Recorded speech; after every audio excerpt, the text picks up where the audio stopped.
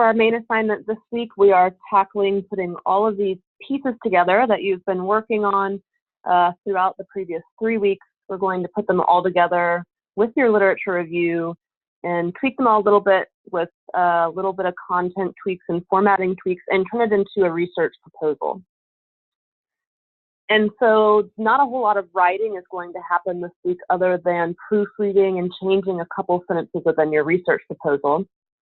So first in this Edpuzzle, we're going to look at some of the things that you need to change in your literature review so that we can turn it from a literature review into the introduction for this proposed study. Then we're going to look at how to add in the method sections that you developed in the discussion boards this week. And third, how to format the headings for all of those sections into APA style.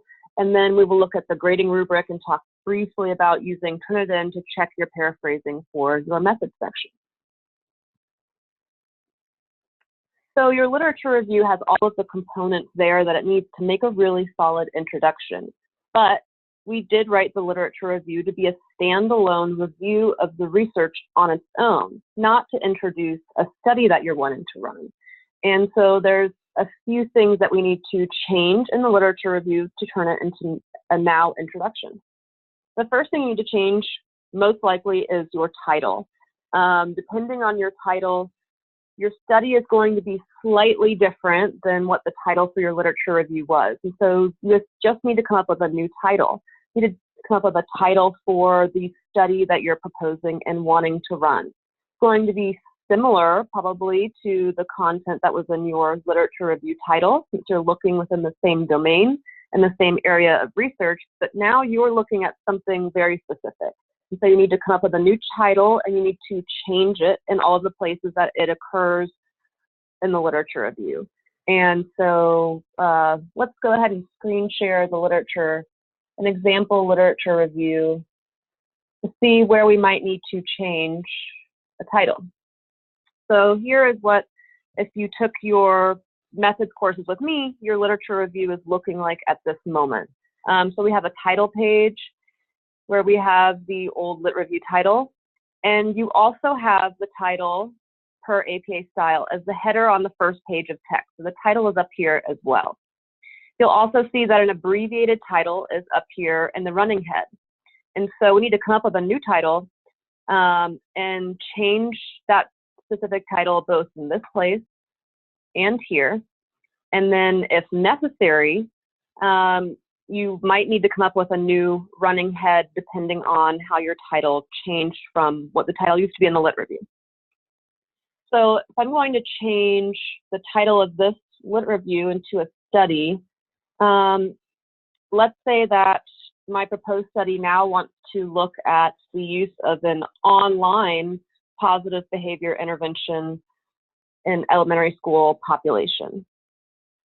So I'm looking at something a little bit more specific here and extending this research to look and see if we can use this in an online format.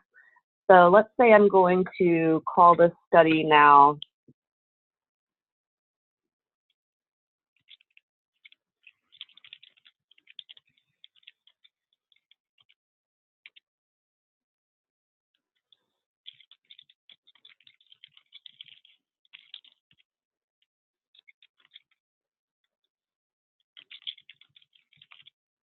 Okay, so that's my new title that I just came up with. Don't be too nervous about your title. If it's not a good one or we need to tweak it, then we can always do that in the second draft of this later on. So per APA style, you'll see that I have all of the main words capitalized. So I'm just going to go ahead and copy this and paste it right up here at the top since I need it in both places.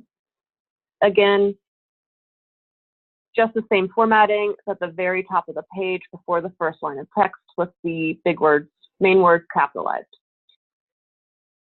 Now, I'm going to tweak my running head just a little bit since my study is specifically looking at an online positive behavior intervention. So all I'm going to do is just stick online in here. Remember that we have a different first page and last page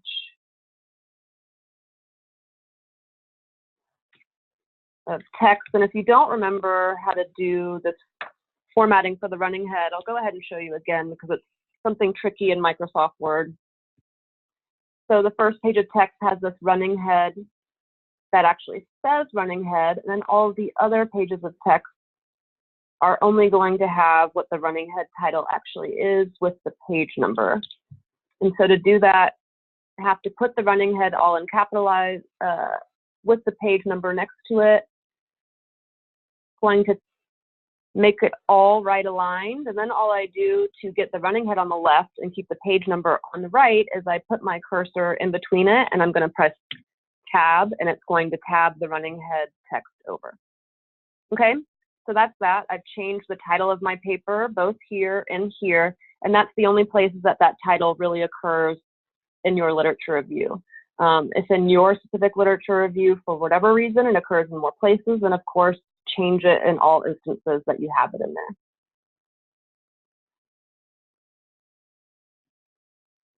there. Okay, so we've changed the title. Now what we have to do is we have to change the purpose. And so if you didn't take the method sequence with me, not all of this is going to directly apply to you, because I asked people to do a very specific format to the introduction of their literature review. And that included putting a very specific purpose paragraph right after the first couple introduction paragraphs. So let's go ahead and look at a paper. So remember, the purpose of your literature review was to review research on a certain topic, and that was it. Now, the purpose of this paper is different and it's changing. The purpose of this paper now is to propose a study. And so right here, we have this specific purpose statement that I required for the literature review. Well, I don't want to delete all of it just yet. I might use some of it. So what we want to do with the new purpose for this paper is a couple things. And let's go back to the PowerPoint so I can outline them just a little bit more for you. So here is that purpose statement that we're wanting to get rid of. Because again, the purpose is not only to review research. We are now going to review the research and then propose a new study. The whole point of this paper now is to propose a new study. And so we're going to delete that. And now we have to add in 2 to 3 sentences in its place. And so we want to still establish the purpose of the paper in the same exact spot, but we now have a slightly different purpose. And so in 2 to 3 sentences where that old paragraph or sentence purpose statement was, along with the preview, you're going to delete that, and you want to put in a couple sentences that, one, lets the reader know what the paper is that they're reading and what the purpose of that new paper that they're reading is, and 2, these sentences are still going to be situated in between the 1 to 2 to 3 introductory paragraphs that give the general background at the beginning of your literature review, and before the review of the literature that's still going to occur afterwards. And so it needs to serve as a bridge to ease the reader into reading about some of the previous studies that have been done on the topic before they read about your proposed study. So we need to, 1, let them know the purpose, and 2, help serve as a bridge between the introduction and the literature review that's still there. And so these are just a couple examples to get your ideas flowing. You're welcome to use use one of these examples that I have here, but really it's going to be easier if you maybe use some of the verbiage, but try to come up with something on your own, because everyone's paper is different, and if you just use a boilerplate sentence that I give you, it's going to probably sound very weird and out of place in your paper. But you could say, getting rid of this purpose statement, something like, in a study proposed here, I want to focus on positive behavioral interventions, but in an online domain, because the previous research that has looked at these interventions has only looked at them in the context of a school environment. That would just be one example using this, but we have several other examples here just to get your brain flowing in the right direction. And again, we will do a revision of this paper, and so if your purpose isn't right on point, you can always fix that and make that a little bit better. And so again, it's going to be a bridge. We have the basic introductory paragraphs here that give the general background on what a PBIS is.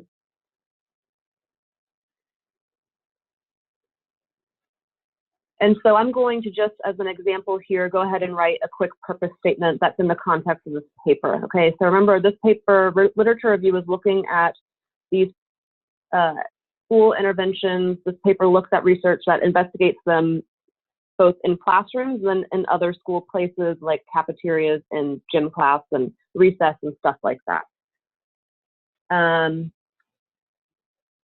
So I'm going to say,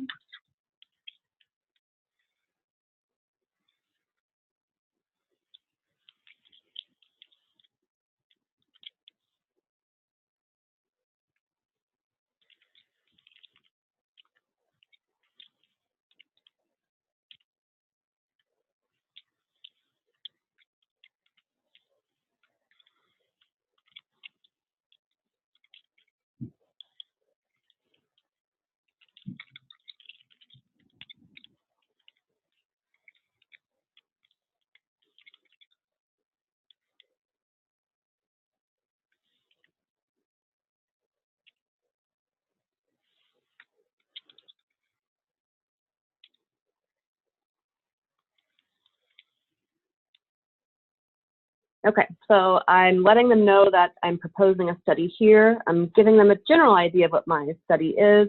And I also have a line here that's going to help lead the reader into the research that is looking at all of the research that we review here on these things in school environments. And so I'm going to get rid of all this other stuff. That's it, okay? So that's that step. I just rewrote the purpose to make it fit in with what this paper is now turning into.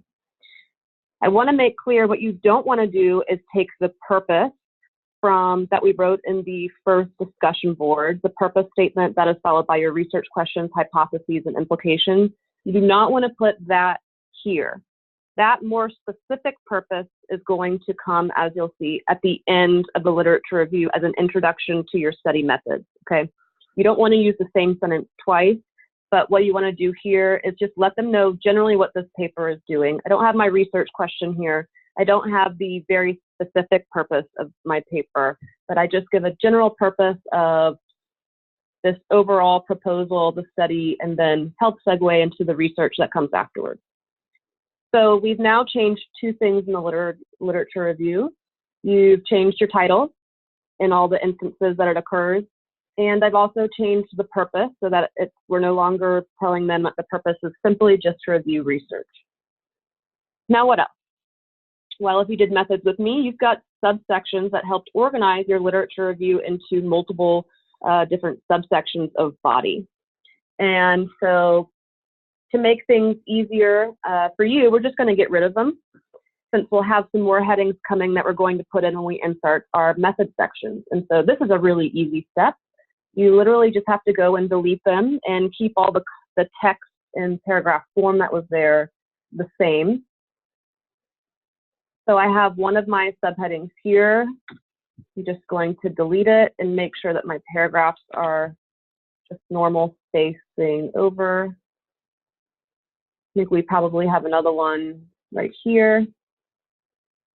And so we wrote these sections in such a way that they still flow together and operate without the headings. But in a literature review, it's very useful to have these headings so that a reader can navigate around and find exactly what they want. The study proposal, we're just going to get rid of them since it's the overall introduction to this study. And so if you have a conclusion section heading, we're going to get rid of that too, especially because that is no longer the conclusion. This is just the beginning. This is not the conclusion of the paper. We're just getting to the important part at the end of the introduction now, where we're going to propose your study. So I've gotten rid of all of the subheadings that we had in the literature review. That took me about 30 seconds. And so that's an easy task to check off the list. One other thing we'll need to get rid of in your literature review is if you had directions for future research at the very end of your concluding section in your literature review, we're going to get rid of that because we're not providing directions for future research anymore, just generally. We're actually proposing a specific research study that we want to do in the future. And so this is another easy fix. Let's go back to the paper. Go to the end and find the concluding section. So you'll see that we still have all these conclusions drawn from the previous research. That's okay to leave those in there. Make sure that the writing in it makes sense within the paper, that it doesn't make it seem like the paper is about to end. You can just say, you know, based on this research, we can see that A, B, and C. Now here is, looks like multiple directions for future research. So I'm going to get rid of that, because now what's going to go in its place is that paragraph that you first came up with in the discussion board that includes the purpose of your study, the research questions you're looking to examine, your hypotheses, and your implications. And so from your working document, you want to make sure you have all the revisions done to that I requested in both discussion board 1 and 2. And then you can just paste it in right here. And so I'm actually just going to pop over to another paper and get a quick paragraph that I can paste in.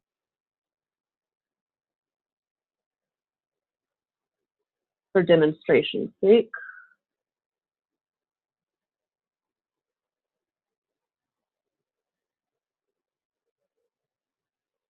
Okay, so right in its place, I'm now just going to paste in from supposedly my working document where I've been coming up with my methods and working on everything for this course, the purpose of the study. It's got my research questions and hypotheses and implications. Okay, so we should be all finished revising the little things in your research, your literature review that needed to change. We've changed the title, we've tweaked the purpose at the beginning of the paper, we've gotten rid of the subsection headings if you had them. If you didn't have them, that's a step you can skip. We've gotten rid of the directions for future research, and we've replaced them with the paragraph that proposes your study idea. So that should all be pretty quick. And so now you have the basis for what you're going to add your method sections onto. So you should have all of this content and all of these sections already written. You should look at the feedback that I provided in the replies to your discussion board and make sure that you've incorporated all the revisions that I asked for. I don't care if you paste these things into where they go in the literature review and then revise them, or if you revise them in your working document and then paste them in already revised. That's totally up to you. The end product just needs to have all of these sections in there with any corrections or requested revisions that I made.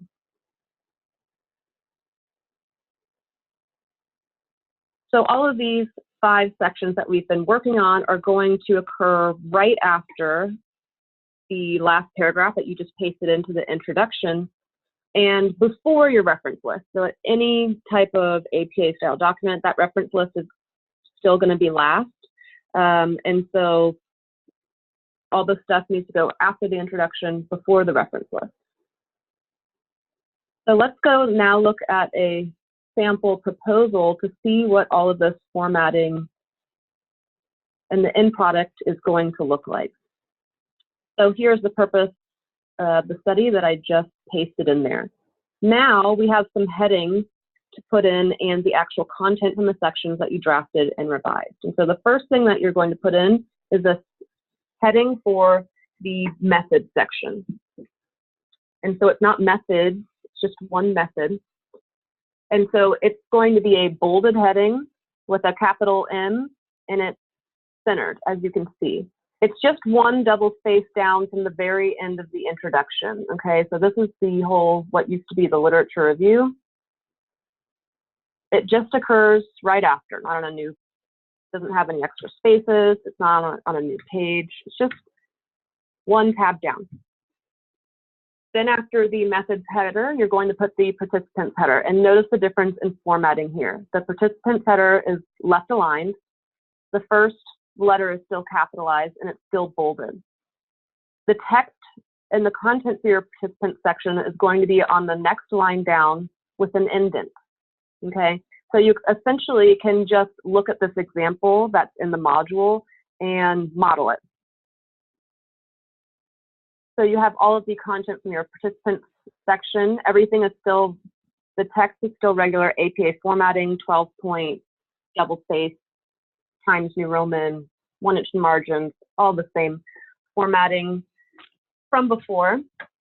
The next section that's going to come is the materials section. And so that header is formatted just like your participant's header, left align, capital M, it's bolded, and then the text starts the next line down with an indent. Now you'll see in this example that I have some lower level headings that I'm using to set off and describe my individual materials. That's not required. That's an option that you can choose to do. If you have any materials that require a lot of explanation or a citation, or you have a lot of material, you're welcome to do this. And so this is just one level down from this heading.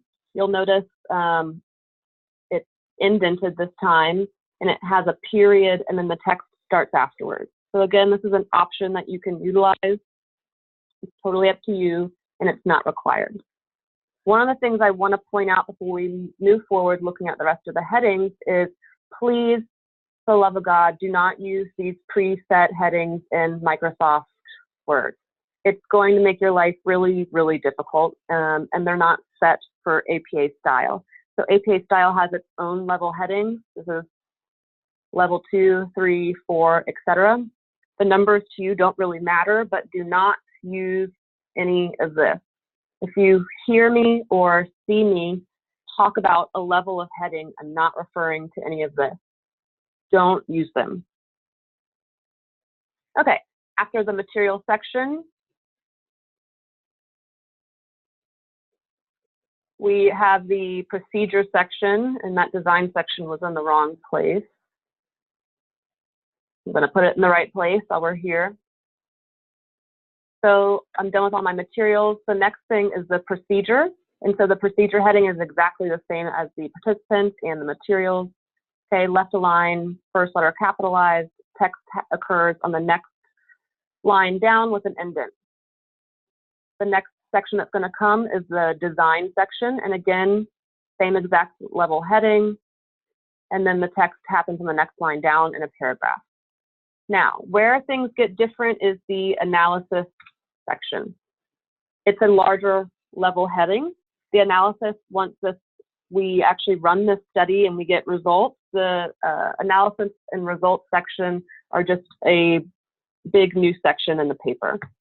And so the analysis header, like the methods header, is centered, first letter is capital, and then the text that goes within that section happens on the next line with a paragraph indent, okay? So literally this model is up in the module for you to use. Just look at it and make yours look exactly the same when it comes to the formatting of the headers and the text. So the last thing that's going to occur in your paper is the reference list. So that's the same exact reference list from your literature review. If you have any new references, say you had to add in a citation to cite one of your materials, like one of your questionnaires or your assessments or your measures, you need to make sure that that citation, that reference for that citation is in your reference list. Every citation that's in your paper should be cataloged back here. And so just keep that in mind. And as a reminder, the header for the reference list looks like this. It's not bolded, doesn't say reference list, doesn't say works cited in APA style. It looks just like that. So again, please just model this example. All right, we're almost done. These notes will be in the module as well, and this just outlines what I just said in Word, what each heading within your method section should look like and how it should be formatted with the text that comes afterwards in that section. Okay, last thing, after you put everything together, tweak your lit review, put in all your content from your method sections with the headers and format everything in the paper into APA style, you want to utilize Turnitin to make sure that everything that has all the new writing that you just did this session in your method sections is paraphrased correctly. And so Turnitin is open for you to utilize to check that. And so I encourage you to finish your research proposal and submit it to Turnitin with some time before the deadline, so that you can go back and review your similarity rating and your originality report. Make sure you don't have any unparaphrased content in your method section. Sometimes if you got some ideas from your previous papers that you reviewed about the materials or the procedure or the participants, you might have accidentally carried over too much of the writing. It might be too similar. So check yourself. If you see something that's highlighted, just go back and re-paraphrase it. Now, what you don't have to be worried about is it highlighting everything in the introduction as being similar to your literature review. I do not have it the Turnitin set so that it's going to check for similarity with your previous paper. Your previous paper from my course is in the repository, but I'm not comparing it against that. So you don't have to worry. It's just going to check your entire paper for any similarity to the published research papers or random internet sources and things like that. And so please utilize that. You know, I'm a stickler for paraphrasing, and you'll get automatic points off if we don't use that. So here is the rubric for this assignment. Your research proposal is worth 40 points. And so this breakdown is pretty simple here. We see that 5 points are getting awarded to doing all the necessary tweaks to your literature review and turning it into the introduction now. So again, that includes changing the title, the purpose, getting rid of the future directions, and then putting in the study proposal paragraph at the end. So 5 points for that. Then there's 4 points for each of the new sections that you've put in content-wise. And so that's assuming that you, 1, have it in there, 2, you have it in the right spot, and that 3, you've made any changes that I requested in your feedback to your discussion posts, okay? You do not have to make changes accordingly from all of your classmates' feedback. Incorporating your classmates' feedback or suggestions is optional. It's not required per the rubric, okay? It's totally up to you. The second part of this rubric is just the formatting. So the title page, that should already be formatted essentially from your lit review. And so that should be just an automatic point that you get, right? If your literature review final product had an error in the formatting in the title page, then you should double check that. We have 4 points for just making sure that these headers are formatted according to APA style and the requirements that I laid out here. This is easy point. Literally getting this formatting correct only requires you clicking with the mouse. And so there's absolutely no reason that they should not be formatted correctly when you have specific instructions and a model to make it look like. There's 4 points for the text body, all the text within the document being APA style formatting. So that's just about the paragraph form and the text and the normal things that you already should have formatted like that in your literature review. And then of course, there's 2 points for the reference list. And then there's 4 points for the writing. And so that really goes to the writing in your new method sections. You haven't submitted those for a grade yet in paper form. And so after you're done revising everything and getting everything put together, you really need to go through and proofread the writing. This is a paper that you're submitting for your final senior seminar, essentially. So that writing needs to be strong. And so that comes to a total of 40 points. And so there's a lot of little components to this, putting your literature review together, but it's not a whole lot of writing, and most of it's really simple. You just need to follow the instructions outlined here and use all the resources in the module. And of course, email me any questions that you have about the task without hesitating.